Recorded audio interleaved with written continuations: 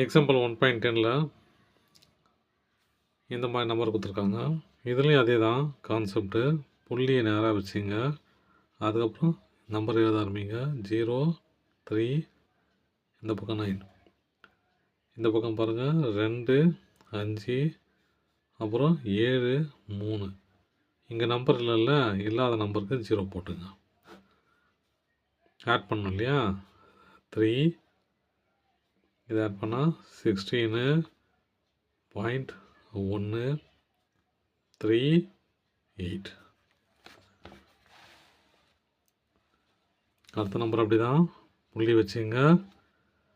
25, 67, இந்த பக்கம் 33, 8, 5, 6 இல்லையா?